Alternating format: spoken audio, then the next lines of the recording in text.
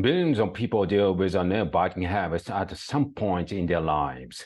Many will go to great lengths to try to stop employing strategies like grabbing chewed peppers and cuticles, wearing gloves all days, dipping their hands in salt and embezzling bacteria crawling on their fingers. And while not all of us are nail biters, most of us do have a habit we'd like to kick. So what's the best way to break one? Scientists define habits as behaviors that are performed regularly and cued subconsciously in response to certain environments, whether it be a location, time of day, and even an emotional state. They can include simple actions like picking your hair when stressed, but also more complex practices ingrained in daily routine, like staying up late or brewing your coffee in the morning. If you do something frequently without much deliberation, then it's likely a habit. They form because at some point your brain learns that the behavior is beneficial.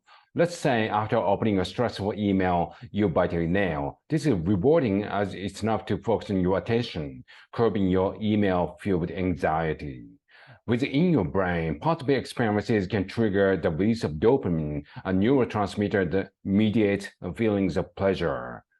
Dopamine is also a driver of neuroplasticity, meaning it can change how your neurons wire and fire. Your brain builds connections that link the reward with the behavior, driving you to repeat it. It also starts associating the behavior with the other cues, like your environment. Eventually, all it takes is the context of sitting at your desk to subconsciously trigger a nail-biting habit. No stressful email or sense of relief required. Once established, these cue behavior reward loops work fast, outpacing the decision-making process. You may find yourself engaging in a habit before you have a chance to notice a stop. But this can be a good thing because not all habits are bad. They are stored memories of what's worked in the past, which allow you to take swift action in the present.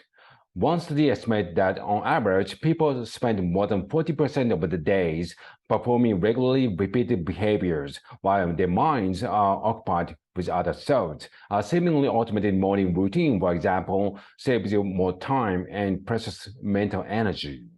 Still, many people have habits no longer serve them. Yet research shows that intention alone often fails to lead long-term behavior change. This isn't to say you can't break a habit. Rather, by understanding the basis of habits, you can create better plans for changing them.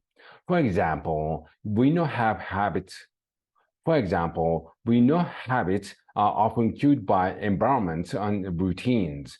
Lying in bed may cause you to aimlessly scroll your phone on watching TV. For example, we know habits are often cued by environments and routines. Lying in bed may cause you to endlessly scroll through your phones, or watching TV on the couch may lead you to grab a sugarless snack. One of the most effective ways to manage behavior is to identify these locations at the time of day. Then try to modify them by changing your routine and create obstacles that make it more difficult to perform the habit in the space. Moving, switching jobs, and even starting a new schedule are particularly great time to break a habit or build a new one. One 2005 study tracked university students' exercising, reading, and TV watching habits before and after they transferred school. When students were no longer around old environments and routines, their habits, even the strong ones, significantly changed.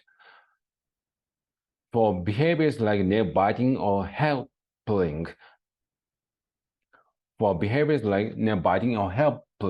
a practice called habit reversal training can be helpful. Developed by psychologists in the 1970s, the aim is to change a habit by replacing it with another one that's less detrimental.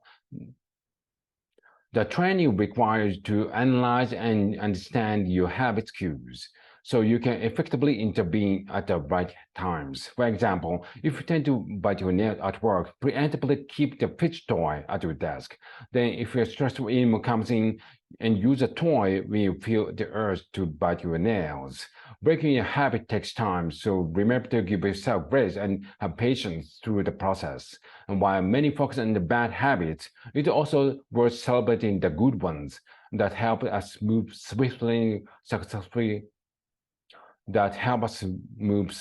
and successfully through our daily routines.